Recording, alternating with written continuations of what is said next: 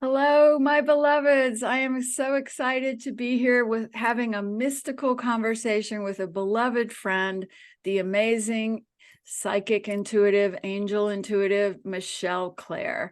We have had a previous podcast with her, so you can go back and look it up from last fall. But today we have a new topic. Today we're going to have a mystical conversation, the kind where we lose ourselves in the wonders of divine mysteries, share dreams and insights from the other side, intuitive nudgings, and soul mission yearnings. And this time, angel intuitive understandings. That's our purpose today. So I'm Sue Frederick, and I'm the author of several books, including Through a Divine Lens, Sacred Numerology Workbook, Bridges to Heaven, etc., etc. And I'm an ordained Unity minister. And Michelle and I both believe that we came from the angelic realms. And if you follow our work, we teach that people's souls originate in different places and come in for different reasons. And some of us come from the angelic realm because we want to come in with a message and a tool of healing as humanity goes through a very pivotal time. So Michelle Clare is a certified medium, an angel intuitive, a spiritual coach, an energetic healer, intuitive life coach, and 3-time near-death experience survivor. She receives messages from loved ones who have crossed over, as well as angels and life guides. In a span of 11 years, she had 3 near-death experiences. The first was in April 2000, the second was in May 2006, and a monumental life-changing event in which Michelle suffered a traumatic brain injury on November 1st, 2011. Shortly after this life-altering event, she started receiving information for other people from their loved ones who had transitioned. All 3 NDEs were a reminder of an unconditional love and connection that surpasses our earthly life. Hello, Michelle. Hello, beautiful Sue. I'm so excited to be here with you. It is such a blessing to have found you in this lifetime. I know we've talked about that before, but I have felt from the beginning, and I think you felt too, that we're kindred souls. And as we've talked about that, I think we've decided that, yes, we both came down from the angelic realms, which we're not saying that makes us any better than anyone else, but it gives us certain sensitivities that actually make life even hard to navigate, as well as some insights and healing gifts. So why don't you start by telling us your experience with angel work and angel channeling? Yeah, so I love working with the angels. It's my vibe that feels like home, and I know you understand that.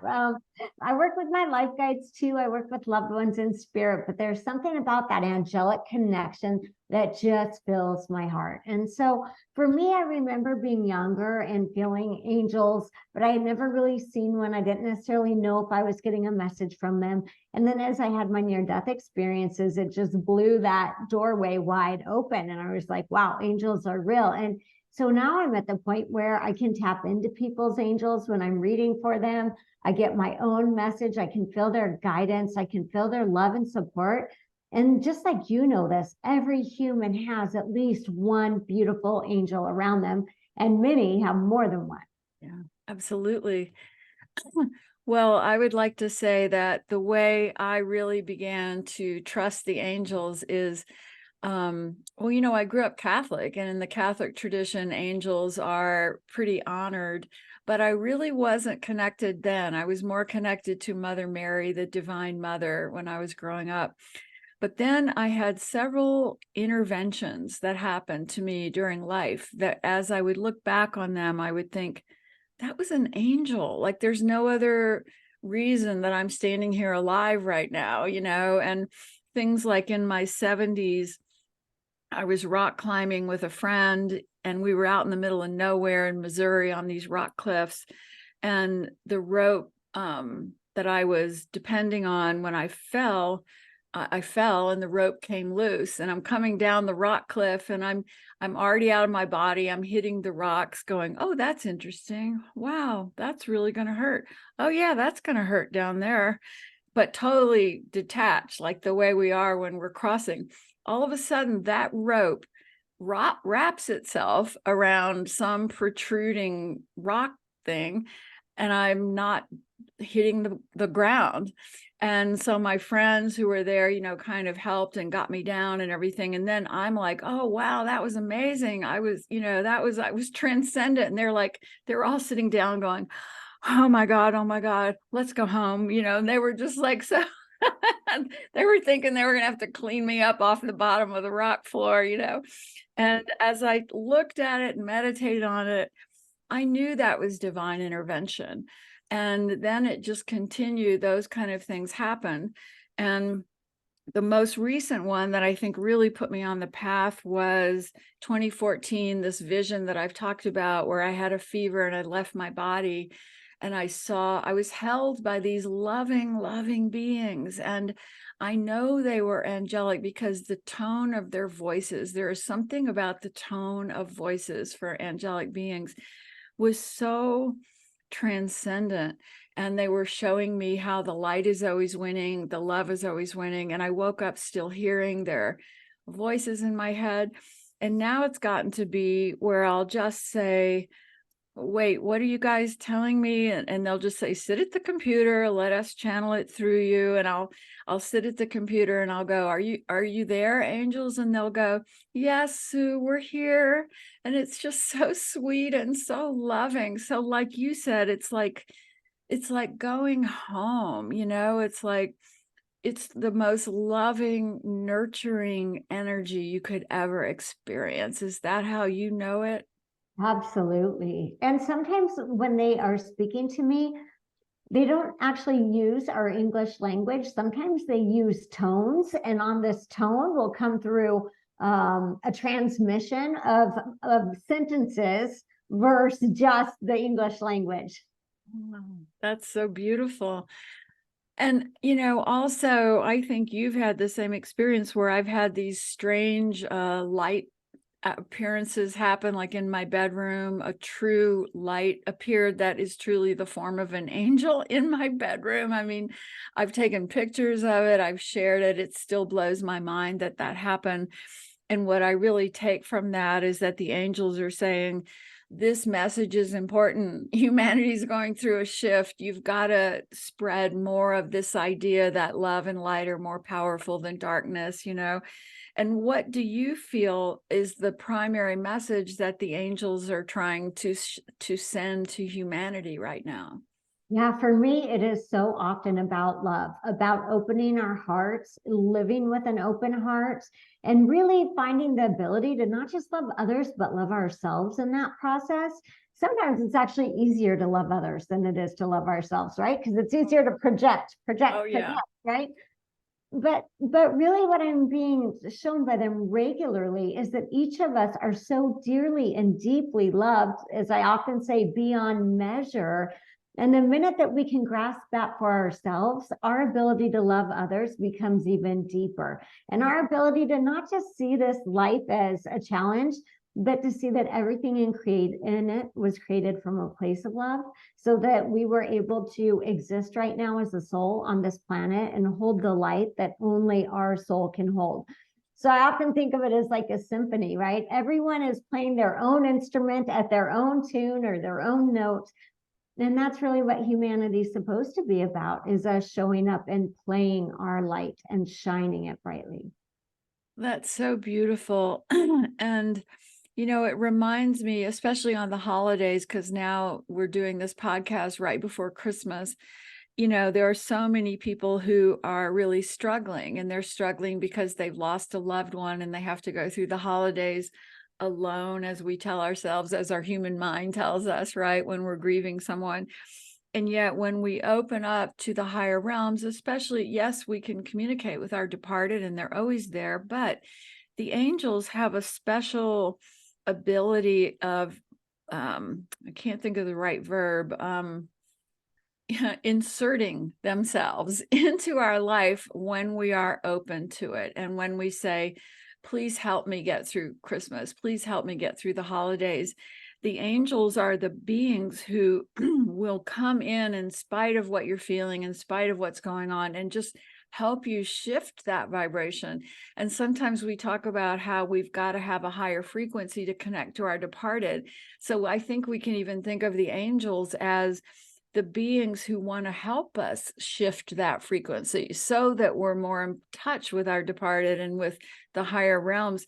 I almost think of them as the ones who care about humanity the most. And what I think about that is that I've been told, and I've heard and read in different people's work, that there's kind of a battle going on in the higher realms about the future of humanity, right? And that there are interplanetary beings saying, hey, is it really worth saving Earth?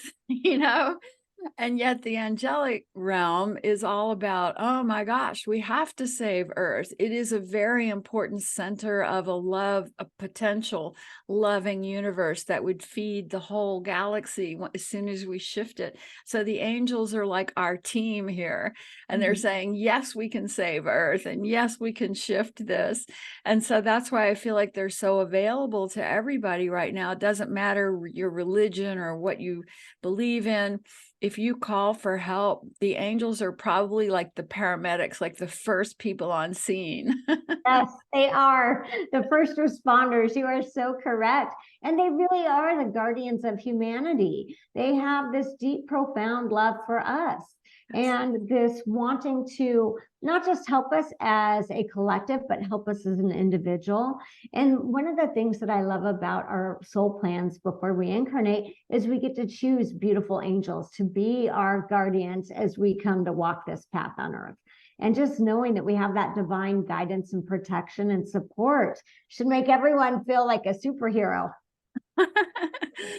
So, Michelle, did we both come from the angelic realm, and why did we come here? I'm asking just for for a reminder. Right. Well, we've talked about this a few times. And yeah, I will say this.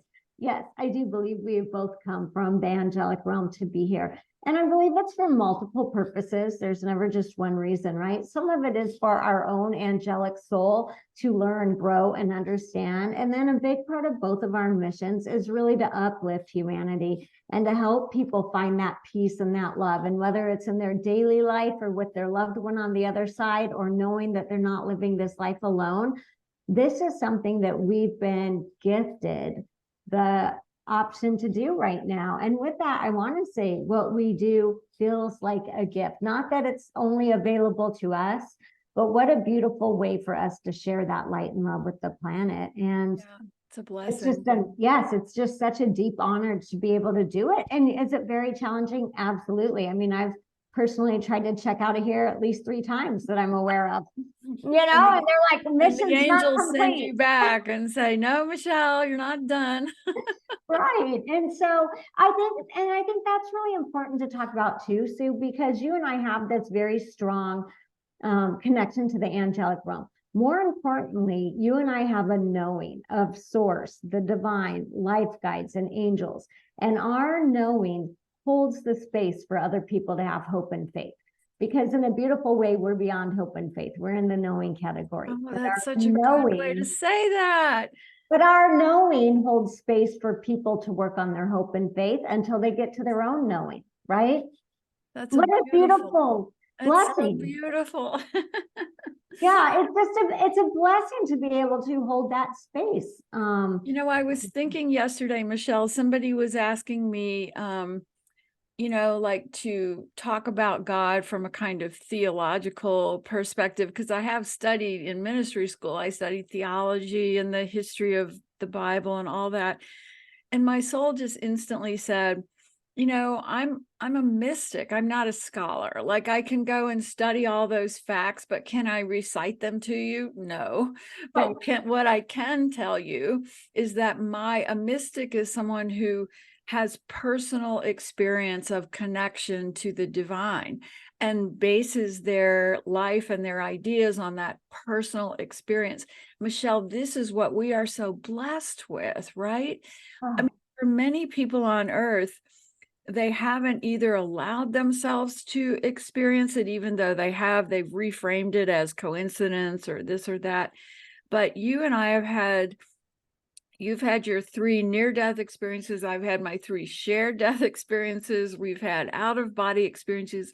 We've had so many moments where we have known in every cell of our body that we are essentially divine beings, that God is a loving consciousness that runs this universe, and there is no hell, no punishment, and that living in that higher frequency of love and light of the angelic realm is the only way to get through here and the only way to help people. And that's a knowingness. It doesn't come from theology. It doesn't come from a set of ideas. And that's what I think makes us good teachers is it, like you said, it's not like I have faith. It's like, I know. This has been my experience. And I really wish everyone had that who could, or maybe they have, but they've dismissed it and told themselves it wasn't real. Yes. And it's very interesting because last night I was having a conversation with a gentleman who's an attorney who wanted to talk about God, source, the divine, also from a thinking intellectual process. And I literally had to stop him after we were about 30 minutes into this conversation and say, I've got to tell you this. I can't think my way to God. I feel my way to God, source, the divine. I feel my way to my angels. Some of this, and this is the same with my near-death experiences and your shared death experiences. They are beyond words. Words limit them. Words water them down. Yes. And so when we're talking about this beautiful light and love energy that's available to all of us, it's really hard to think your way there, but you can feel your way there. That is so true. Again, we've come to the same conclusion even recently. I was on a podcast of someone who was, kind of left brain logical and cynical and all that stuff. And I was talking about this vision. And so he was sort of putting the cynical part into it, like, well, that was just a dream and all this. I finally just said, I really hope you have your own experience like this, because when you do, there's no way to logically defend it. It's indescribable, right? But I know that having that experience, those voices were in my head that whole night, and that when I woke up, they were still with me. And when I grabbed my computer and started writing, they wrote a whole book through me, and I could hear their voices and their love through every piece of it. And then psychology will say, well, that's called psychosis, and I'll say, does psychosis fill you with love? Does it make you happy? Does it empower you? Because if it does, then okay, we'll call that psychosis, but I don't think it does. And, I was doing some automatic writing with the angels, and I just asked at the top of the page, what are the angels telling us? What are you telling us? And the first thing they said here is, quit talking and listen. And I thought that's so good for humans, right? Because most of the time we're so distracted in the outer world. And, I had a client who was telling me she's kind of in a spiritual crisis.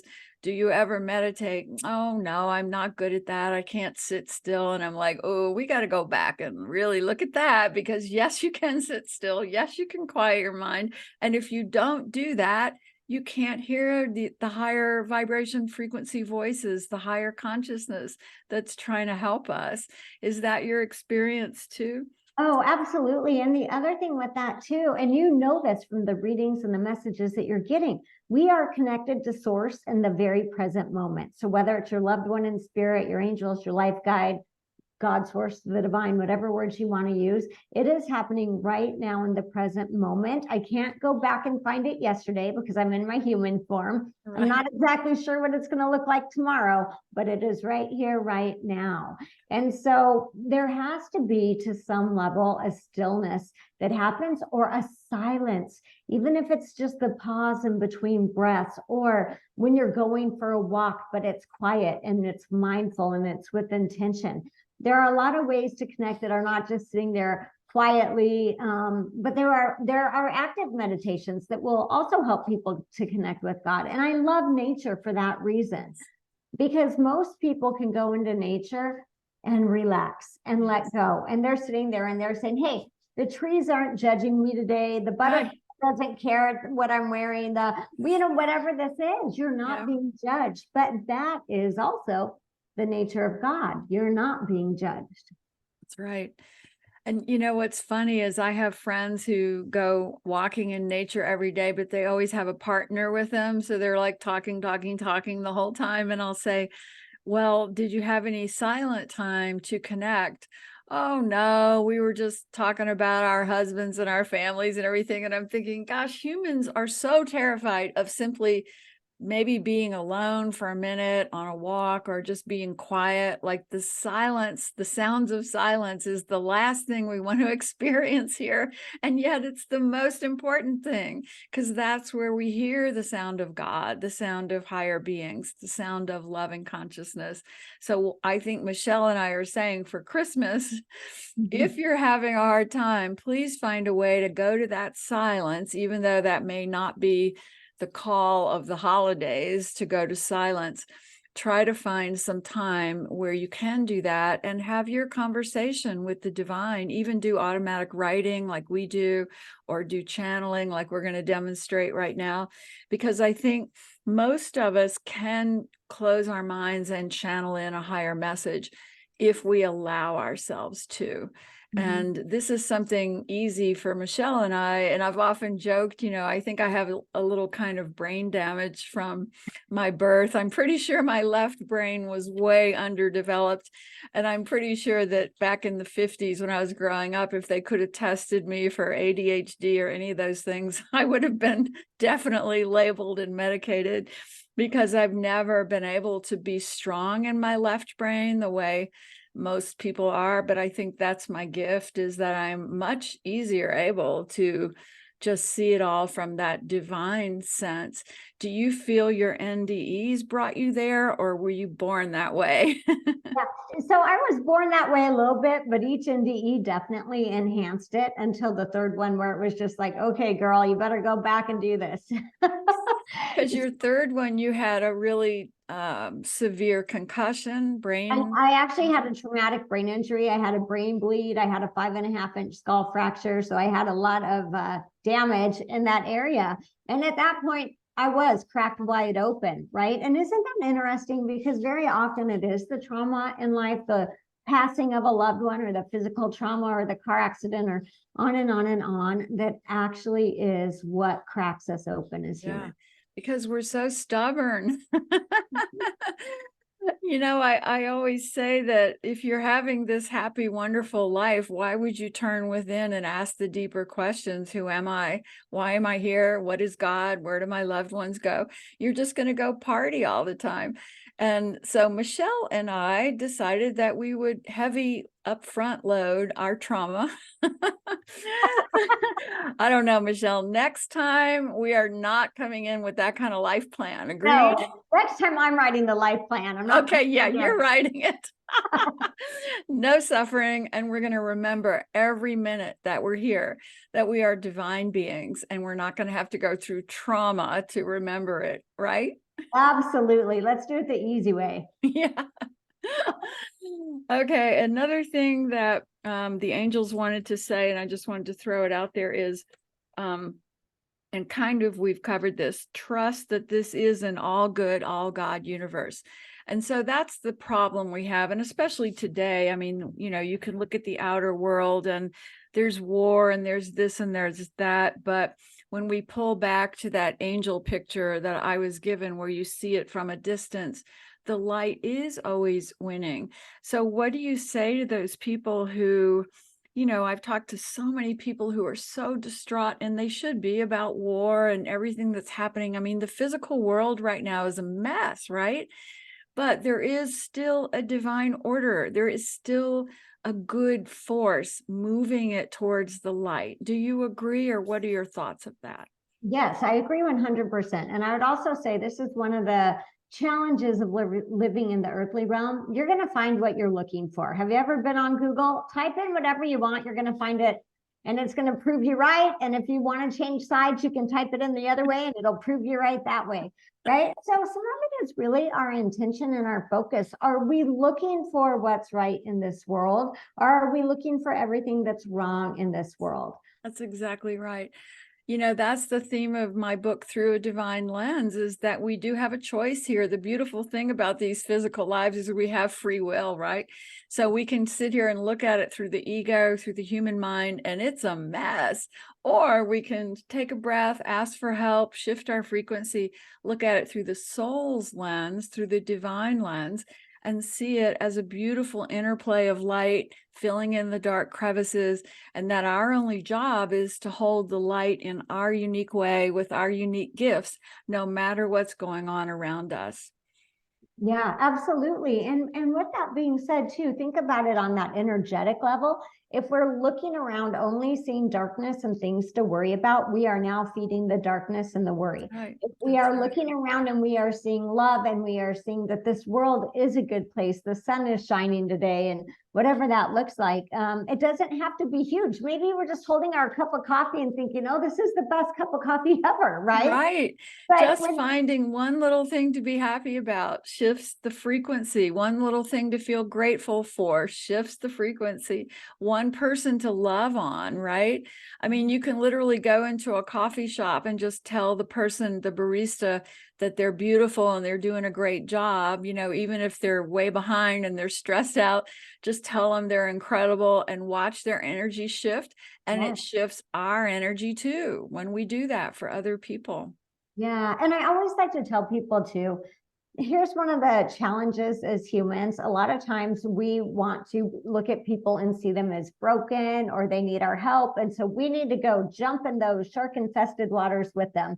And instead, really, what we need to do is be the lighthouse on the shore and shine your light brighter and say, hey, come this way, and call them in out of those waters. And so for empaths, that's always a challenge. They want to go deep dive in those waters, which is now we have two people on the water. Right. Really, the opportunity is to be that lighthouse on the shore. To be the light. Yeah. Into the light. Yeah. The lighthouse. I mean, of all the images humans have come up with, you know, throughout time, the idea of the lighthouse and the storm, you know, guiding the ships, and the lighthouse raises above the ocean, raises above the turmoil of the storm in order to guide the ships to safety, to shore.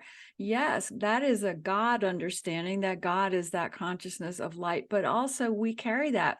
You know, that's the thing I love about unity, is unity teaches that we're all part of that God consciousness light of love. So we are each a lighthouse in the midst of the storm of the personal lives we go through and of the collective lives of humanity. Be the light, be the lighthouse. Just absolutely beautiful. So would you like to do a little angel channeling and maybe tell people how you do that, how that experience works for you? Yeah, so I do it a couple different ways. And so there are times where I do it and it feels more like mediumship, which is what I'm going to do today. And then there are other times where I would say I deep dive deeper into it. And in those moments when I'm doing that, I actually tend to leave my body. I step outside, I go somewhere distant, but it's warm and beautiful and full of love. And I'm not aware of actually the messages or the transmission coming through my body or who is speaking. And then when that is done, I come back into my body. It's always been archangels up until this point that have come through when I do it in that way. But today I'm going to do it more in a mediumship way so that I can be present with you and remember what they said. But I would say this, it's really about right now. Okay, oh gosh, okay, you know how this goes hot and fast sometimes. Yes. Whoa, slow down a little bit. I got to keep going. Right now, the transmission is really coming in about being with love. So not just looking for it on the outside of our lives, not looking for it in a person, place, friend, relationship, job, on and that, but being with the love that you already are. And as you are sitting with that love and that spark of the divine that you are able to actually fan that flame and grow it and spread it out into the universe so that your flame is bigger, brighter, more loving, and more easy for others to see who are looking for their own light. And they're talking about also that during this time, Where are we going to find God, source, the divine, the angels, life guides, your loved ones in spirit? In the love. And so they're talking about in those moments where our heart's in grief right now around the holidays and we're missing our loved one, then we're not going to find them right there in the deep grief. We have to turn our head and a 180 and face into the love, because that's where our loved ones are. And so they're also wanting me to say, please remember how loved each of us are as an individual, not just by God's source, the divine, the angels, the life guides, but your loved ones in spirit who are still actively having this relationship and this connection with you. They're also wanting me to remind people, please ask for our help. So even when you're having an emotional or physical or mental reaction to something, ask them to come in to lighten the load, to take what they can for you. They really came to serve humanity, and all of us are more than worthy and deserving of the love and support that they have for us. And then, as always, just remember that we are loved beyond measure. Oh, that's so beautiful. So I know that everybody who listens to those words will feel the high frequency of it, and it'll help them especially get through these next few weeks of holidays and grief and all of that. So if it's okay with you, I'm just going to close my eyes and ask the angels to give me whatever message they believe is really needed right now. So I like to start by closing my eyes and taking a deep breath.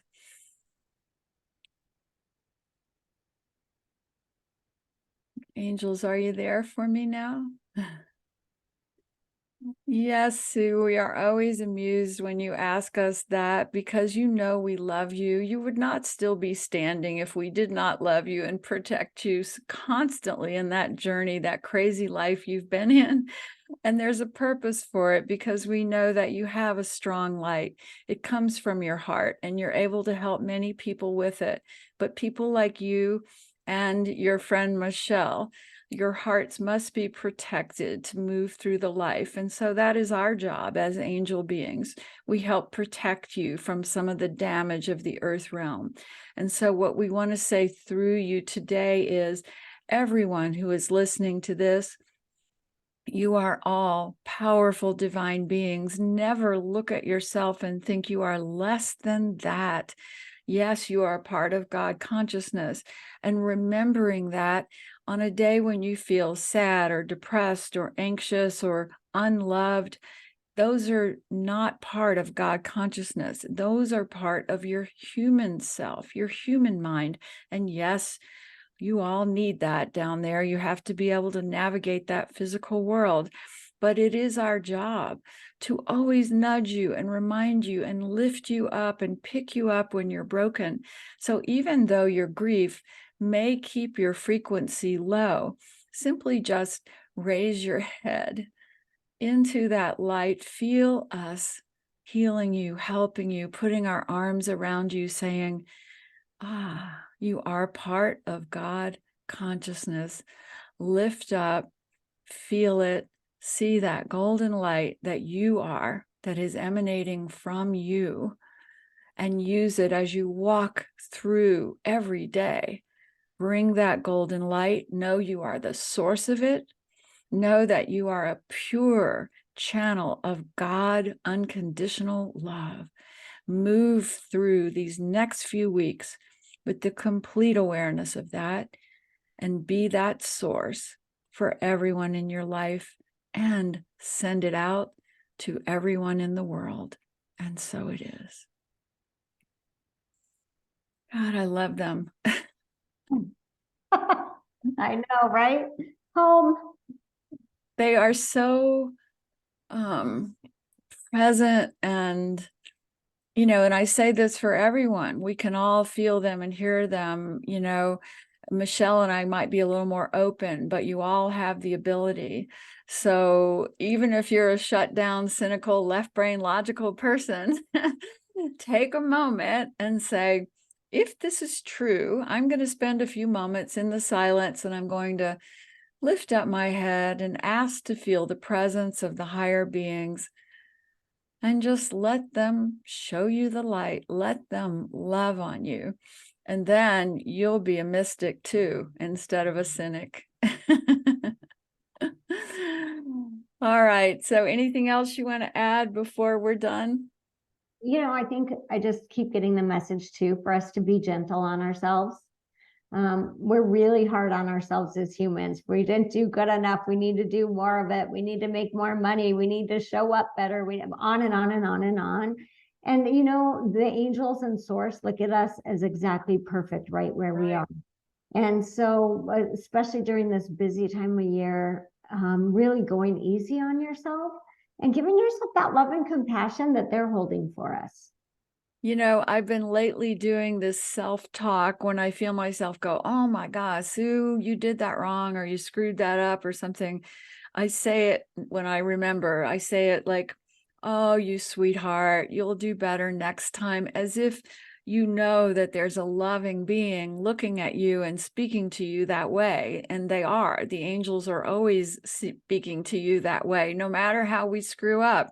So even if you think you've screwed up, you just, instead of going, oh gosh, and being mad at yourself, say, oh, sweetheart, look what you learned from that. Next time you'll do better.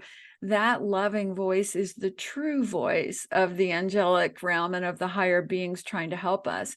That negative lower voice comes from the human realm, of course, and it's not real and it's not true. So on that note, I would just like to say we bless and love all of you as you move through these holidays. We know that you're surrounded by divine beings. You all have access to the angelic realm. And Michelle and I love you dearly, cherish you all, and send you our true love and our true light. Many, many blessings.